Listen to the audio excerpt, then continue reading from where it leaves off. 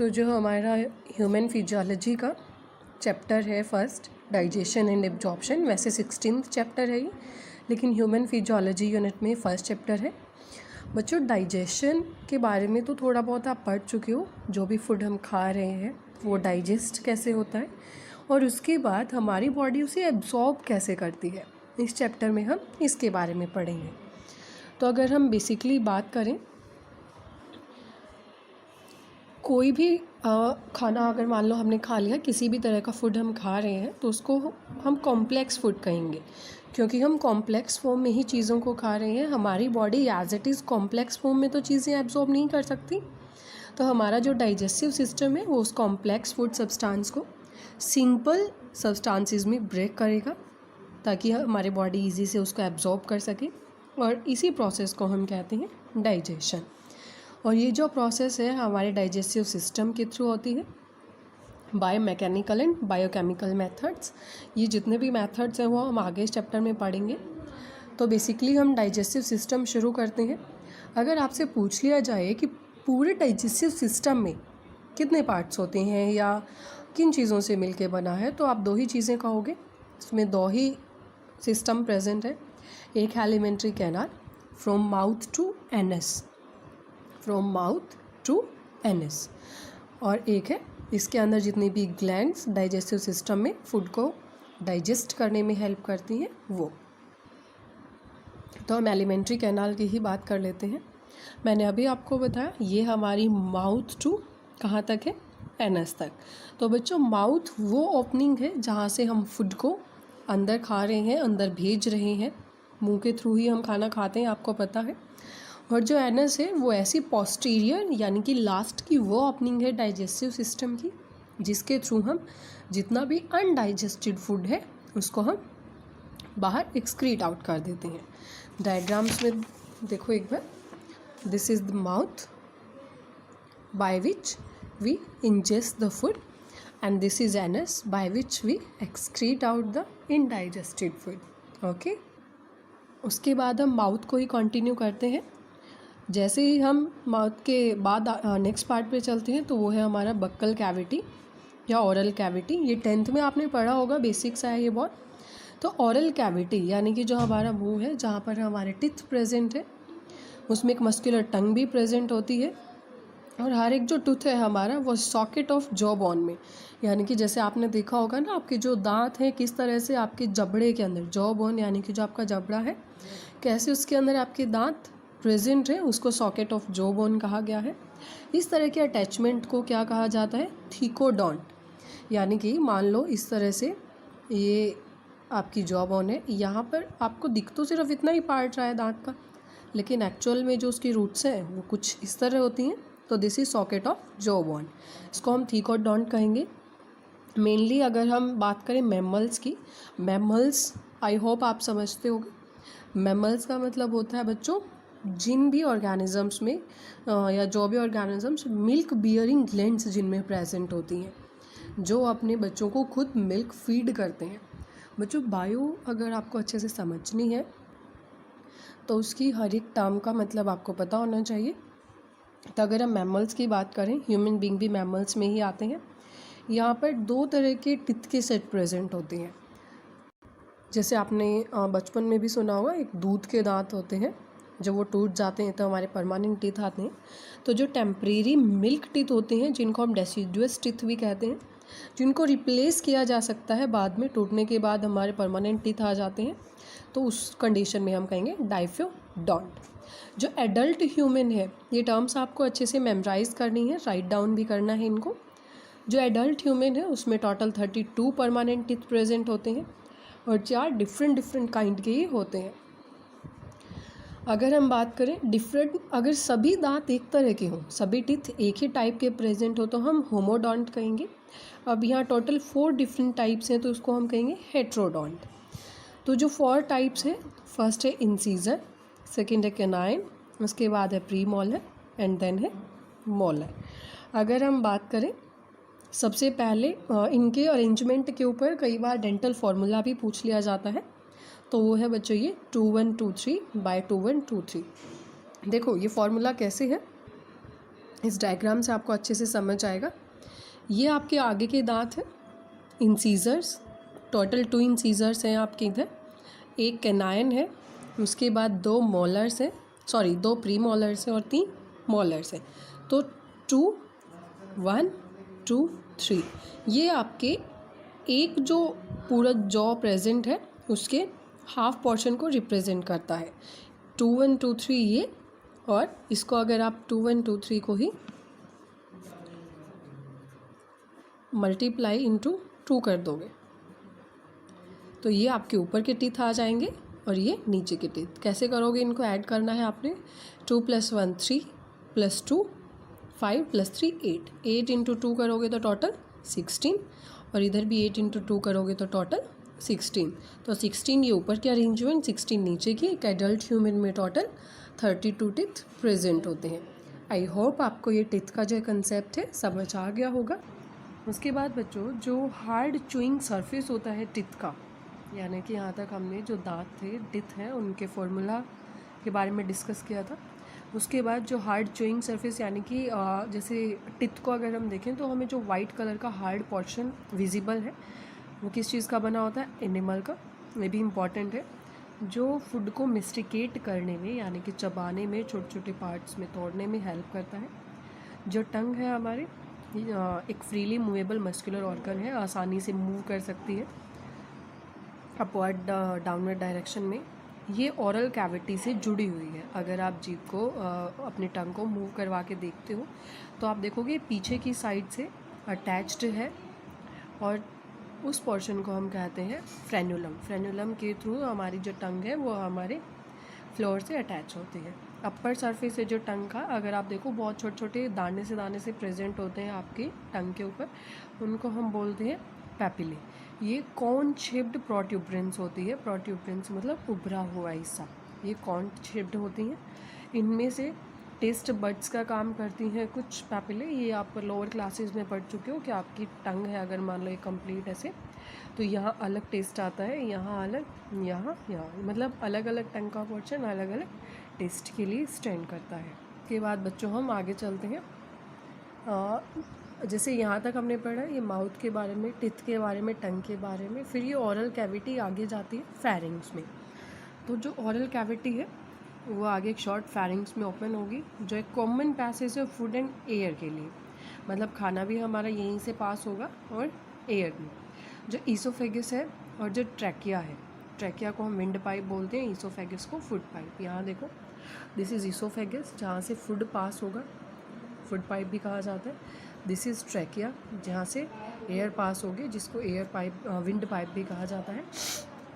ये दोनों ही आपकी ऊपर फेरिंग्स में ओपन होती है। इस फेरिंग्स के ऊपर एक कार्टिलेजिनस फ्लैप प्रेजेंट होता है बच्चों, जिसको हम कहेंगे एपिग्लॉटिस। ये भी इम्पॉर्टेंट है। देखो समझो, मैंने आपको कहा अभी यहाँ से हवा पास हो रही है, मतलब हम सांस ले रहे हैं, एयर अंदर इनहेल कर रहे हैं, यहाँ से फूड, तो ये कॉमन पैसेज हुआ। तो बच्चों एक क्वेश्चन आना चाहिए आपके दिमाग में कि हम खाना खा रहे हैं, वो यहाँ भी तो जा सकता है ट्रैकिया में, है ना। तो यहाँ पर एक फ्लैप लाइक स्ट्रक्चर, यानी कि वैसे आप कह सकते हो ऐसे एक फ्लैप सा प्रेजेंट होता है, जो खाने के टाइम पे प्रोटेक्ट करता है, ट्रैकिया को कवर अप कर देता है, और ये सिर्फ एयर के अलावा किसी भी फूड पार्टिकल को यहाँ अंदर नहीं पास होने देगा। तो एपिग्लॉटिस का काम है prevents the entry of food into the glottis. Glottis क्या है बच्चों? ये विंड पाइप की ओपनिंग है, यानी कि ये आपकी ये विंड पाइप की ओपनिंग है बच्चों। तो यहाँ पर प्रेजेंट है ग्लॉटिस, और यहाँ ये ऊपर फ्लैप लाइक, यानी कि एक छोटा सा कवर लाइक स्ट्रक्चर होता है एपिग्लॉटिस, जो प्रोटेक्ट करता है फूड की एंट्री को अंदर ना होने से, मतलब एक प्रिवेंट करता है, एंट्री को। आगे बात करते हैं स्वेलोइंग, मतलब निगलना। जैसे आप खाना निगलते हो तो उस टाइम पे वो विंड पाइप के ऊपर एक कवर का काम करेगा। ईसोफेगस है बच्चों, एक थिन लॉन्ग ट्यूब होती है जो पोस्टीरियरली एक्सटेंड करती है, नेक से होते हुए, थोरेक्स से होते हुए, डायफ्राम से होते हुए, और नीचे जे shaped bag like structure stomach में ओपन होती है। यहाँ समझो, पोस्टीरियर का मतलब होता है डाउनवर्ड पोर्शन, एंटीरियर ऊपर वाला, अपर पोर्शन है इसका, जो ये नेक से होते हुए ईसोफेगस आपकी यहाँ स्टमक में, स्टमक ये जे शेप्ड आपको दिखाई दे रहा है, इस स्ट्रक्चर में ईसोफेगस ओपन हो रहा है। बच्चों ईसोफेगस में डाइजेशन की कोई ऐसी प्रोसेस नहीं होती, सिंपल ये एक ट्यूब लाइक स्ट्रक्चर है जो फूड को ओरल कैविटी से स्टमक तक पास करता है। आगे बात करते हैं। उसके बाद एक मस्कुलर स्फिंक्टर होता है जिसको हम गैस्ट्रो इसोफेजियल स्फिंक्टर भी बोलते हैं, जो रेगुलेट करेगा इसोफेगिस की ओपनिंग को स्टमक में। यहाँ पर बच्चों ये आपको ऐसे वी शेप्ड ये दिखाई दे रहा है, ये स्फिंक्टर सा बना होता है, मतलब ऐसे, ठीक है। इसको हम गैस्ट्रो इसोफेजियल स्फिंक्टर बोलते हैं। बच्चों इसका काम क्या है, ये ऊपर से जो जैसे ही फूड नीचे आ रहा है तो उस टाइम तो ये ऐसे ओपन हो जाता है, ठीक है, फूड की मूवमेंट होने देगा। लेकिन अगर फूड बैकवर्ड मूवमेंट करे तो उस टाइम ये ऐसे क्लोज हो जाएगा, जैसे लाइक समझ गए होगे शायद आप, उस टाइम पे क्लोज हो जाएगा, अदरवाइज ओपन जब फूड डाउनवर्ड मूवमेंट करेगा। तो ये गैस्ट्रो इसोफेजियल जो स्फिंक्टर हुए, स्फिंक्टर का काम ही होता है बैकवर्ड फ्लो को रोकना। तो आई होप आपको ये भी समझ आ गया होगा। ये इसोफेगिस की ओपनिंग को स्टमक में रेगुलेट करेगा।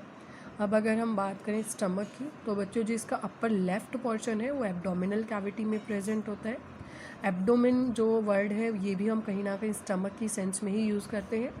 3 पार्ट होते हैं इसके, कार्डियक पोर्शन, फंडिक और पाइलोरिक। कार्डियक पोर्शन है बच्चों जिसमें इसोफेगिस ओपन हुआ है। यहाँ देखो सिर्फ स्टमक का पोर्शन डायग्राम दिया हुआ है, ये कार्डियक पोर्शन है, ठीक है। फंडिक, उसके बाद कार्डियक पोर्शन जिसमें इसोफेगिस ओपन हो रहा है, फंडिक रीजन और पाइलोरिक पोर्शन है। जो फर्स्ट पार्ट है स्मॉल इंटेस्टाइन का, ठीक है। तो अगर आप इसमें भी समझो तो यहाँ पर इसोफेगिस ओपन हुआ किस पोर्शन में, कार्डियक में, फिर फंडिक और पाइलोरिक पोर्शन, यहाँ से स्मॉल इंटेस्टाइन शुरू हो जाएगी और ये उसी का पार्ट है। आगे हम बात करते हैं स्मॉल इंटेस्टाइन में। स्मॉल इंटेस्टाइन भी बच्चों एक यू शेप्ड, मतलब स्मॉल इंटेस्टाइन के भी 3 पार्ट है, ड्यूडेनम, जेजुनम, इलियम। जैसा कि मैंने आपको कहा भी था, ये 10th का कहीं ना कहीं कंसेप्ट है। लाइफ प्रोसेस में आप डाइजेस्टिव सिस्टम के बारे में पढ़ भी चुके हो। तो यहाँ पर अब स्मॉल इंटेस्टाइन के 3 पार्ट आते हैं। यू शेप्ड ड्यूडेनम, देखो ये यहाँ पर यू शेप्ड ड्यूडेनम पूरी बन जाएगी, ये जेजुनम है अंदर, और एक है आपका लास्ट इलियम, ये यहाँ पर, ठीक है। U shaped duodenum, jejunum and ileum यहाँ पर, ठीक है। तीनों पार्ट ये हैं आपके स्मॉल इंटेस्टाइन के। बच्चों मेनली जो स्टमक से आगे पोर्शन आपका एक्सटेंड हो रहा है और ये कंप्लीट पोर्शन अंदर की साइड ये सारी स्मॉल इंटेस्टाइन है। फिर ये स्मॉल इंटेस्टाइन आपकी लार्ज इंटेस्टाइन में एक्सटेंड होगी। लार्ज इंटेस्टाइन के भी बच्चों अगर हम बात करें ऐसे ही, इसमें भी 3 पार्ट होते हैं मेनली, जिनका नाम है केकम, कॉलोन एंड रेक्टम। ये भी यहाँ देखो जो केकम है वो ये पार्ट है, ठीक है। केकम के नीचे एक छोटा सा पार्ट है, ध्यान से देखिए, ये इसको वर्मीफॉर्म अपेंडिक्स कहा जाता है। इसको एक वेस्टिजियल ऑर्गन भी कहा जाता है। तो 10th क्लास में आप पढ़ चुके हो साइंस में, लाइफ प्रोसेस चैप्टर में ही वेस्टिजियल ऑर्गन क्या होते हैं, ठीक है, या फिर ये आपने इवोल्यूशन वाले चैप्टर में पढ़ा होगा। तो ये आपने मुझे बताना है कि व्हाट आर वेस्टिजियल ऑर्गन्स। अगर नहीं पता चले तो आप मुझे बताइएगा, कल मैं आपको वेस्टिजियल ऑर्गन भी बता दूँगी। कहीं ना कहीं ये हमारे इवोल्यूशन से रिलेट करता है। उसके बाद 3 पार्ट थे, केकम, ये कॉलोन। कॉलोन के भी बच्चों हमारे 3 पार्ट है, असेंडिंग, ट्रांसवर्स एंड डिसेंडिंग। ये असेंडिंग कॉलोन है, ट्रांसवर्स कॉलोन है और ये डिसेंडिंग कॉलोन है। और उसके बाद आता है नीचे रेक्टम, जहाँ पर अनडाइजेस्टेड फूड मटेरियल हमारा इकट्ठा हो जाएगा और फिर एनएस के थ्रू बाहर पास आउट हो जाएगा। Structures of alimentary canal. तो बच्चों अब तक हमने सिर्फ एक्सटर्नल ही स्टडी की थी, डायग्राम के बारे में हमने डिस्कस किया था, which is about the digestive system. Stomach के बारे में हम पढ़ चुके हैं। अब हम इंटरनल स्ट्रक्चर की बात करेंगे, एनाटॉमी के बारे में। जो एलिमेंट्री कैनाल के बारे में हमने पढ़ा था, और alimentary canal mouth to anus तक प्रोसीड करती है। तो एलिमेंट्री कैनाल है जो फ्रॉम ईसोफेगस टू रेक्टम, इसमें टोटल 4 लेयर्स प्रेजेंट होती हैं, which is named as serosa, muscularis, submucosa and mucosa. तो इम्पॉर्टेंट है बच्चों, ये 4 लेयर्स के नाम पूछ लिए जाते हैं, या आप कंप्लीट अगर आप इन एनाटॉमी के बारे में लिखोगे तो आपको ये पता होना चाहिए 4 लेयर्स के बारे में, which is serosa, muscularis, submucosa and mucosa. जो सिरोसा है ये सबसे आउटर मोस्ट लेयर है, जो एक मेसोथीलियम बहुत ही थिन लेयर होती है, पतली सी लेयर होती है, इससे बनी हुई होगी। मेसोथीलियम क्या है? Epithelium of visceral organs. आप कंफ्यूज ना हो, एपिथीलियम एक्सटर्नल लेयर के लिए ही यूज़ किया जाता है, बहुत थिन ही लेयर होती है ये, और कुछ कनेक्टिव टिश्यूज़ के साथ ही अटैच्ड होगी। उसके बाद जो मस्क्यूलैरिस है, ये आपकी स्मूथ मसल्स से बनी हुई होती है, और जो एक इनर सर्कुलर और आउटर लॉन्गिट्यूडनल लेयर में दिखाई देंगे। यानी कि अगर हम इंटरनली बात करेंगे तो सर्कुलर मोशन, और एक्सटर्नली लॉन्गिट्यूडनल पार्ट्स में दिखाई देगी। साथ में एक ऑब्लिक मसल लेयर प्रेजेंट होती है कुछ रीजन्स में यहाँ पे। और अगर हम बात करें अब सब म्यूकोसल लेयर की, तो ये बहुत ज़्यादा लूज़ कनेक्टिव टिश्यूज़ की बनी हुई होती है। इस लूज़ कनेक्टिव टिश्यू में क्या क्या आएगा? नर्व्स हैं, ब्लड है, लिम्फ वेसल्स है, ये सभी। और जो ड्यूडनम प्रेजेंट है, ड्यूडनम किसका पार्ट था? अगर आपको याद हो तो हमने स्मॉल इंटेस्टाइन के 3 पार्ट पढ़े थे, ड्यूडनम, जैजुनम एंड इलियम। तो स्मॉल इंटेस्टाइन में ग्लैंड्स भी प्रेजेंट होंगी सब म्यूकोसा के अंदर। याद रखना, सब ग्लैंड्स कहाँ प्रेजेंट होंगे? आपकी सब म्यूकोसा में। इनर मोस्ट लेयर है जो सबसे लाइनिंग है जो ल्यूमेन एलिमेंट्री कैनाल की, वो है म्यूकोसा, यानी कि सबसे इंटरनल लाइनिंग। ये आपके बहुत सारे इरेगुलर फोल्ड्स, यानी कि इस तरह से ऐसे ऐसे बनी हुई होती है इरेगुलर फोल्ड से। रगे भी कहा जाता है इनको स्टमक में, और फिंगर लाइक फोल्डिंग्स होती हैं। ये 10th क्लास में आप पढ़ चुके हो, जिनको हम विलाई बोलते हैं, जो स्मॉल इंटेस्टाइन में प्रेजेंट है। बच्चों, इन विलाई का काम क्या था, या माइक्रोविलाई? ये ब्रश बॉर्डर अपीयरेंस देती हैं। इनका जो मेन फंक्शन होता है वो स्मॉल इंटेस्टाइन में एब्जॉर्प्टिव सरफेस एरिया इंक्रीज़ करना। देखो यहाँ पर ये, अगर आपने 10th में पढ़ा हो ये डाइजेस्टिव सिस्टम, तो वहाँ टीचर ने आपको ऐसे ही, मान लो आपकी ये स्मॉल इंटेस्टाइन की लेयर है, तो यहाँ पर ऐसे समझाया होगा आपको कि ये बहुत स्मॉल स्ट्रक्चर ऐसे प्रेजेंट है, इनको हम विलाई बोलते हैं। एक्चुअल अगर आप इसको थोड़ा सा सेक्शन आप इसका देखो तो ये ऐसे दिखाई देंगे। इनका मेन फंक्शन होता है एब्जॉर्प्टिव सरफेस एरिया इंक्रीज़ करना फूड के लिए। अगर हम आगे बात करें, विलाई में बहुत सारी कैपिलरीज का नेटवर्क प्रेजेंट होता है। एक लार्ज लिम्फ वेसल भी इसमें प्रेजेंट है, जिसको लैक्टियल कहा जाता है। लिम्फ वेसल जो विलाई में प्रेजेंट है, जिसका नाम है लैक्टियल। और म्यूकोसल एपिथीलियम है। इस म्यूकोसल एपिथीलियम में गॉबलेट सेल्स भी प्रेजेंट होती हैं। बच्चों, फंक्शन पूछ लिया जाता है गॉबलेट सेल का, या पूछ लिया जाएगा कि गॉबलेट सेल्स क्या सिक्रीट करती हैं, तो वो म्यूकस सिक्रीट करती हैं। म्यूकस आपका जेल लाइक सब्सटेंस होता है, चिपचिपा सा होता है थोड़ा, जो हेल्प करता है ल्यूब्रिकेशन में। ठीक है, ल्यूब्रिकेशन समझते हो ना? जैसे मान लो हम कई बार ग्रीस या ऑयल का यूज़ करते हैं as a lubricant, same as it is ये म्यूकस इंटरनल पार्ट्स में एक ल्यूब्रिकेशन का काम करेगा। म्यूकोसा ग्लैंड्स की फॉर्मेशन भी करता है स्टमक में। स्टमक के लिए बच्चों हम गैस्ट्रिक टर्म यूज़ करते हैं, याद रखना इसे।